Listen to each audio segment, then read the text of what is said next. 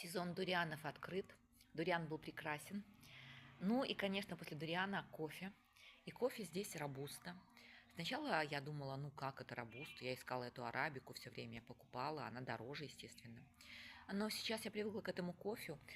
Короче, он крепче, насыщенней вкус. Да, он горький. Да, вот он такой. Но заваренный просто в чашке кофе, пролитый через фильтр. Вот. Называется кофе по-вьетнамски, в принципе.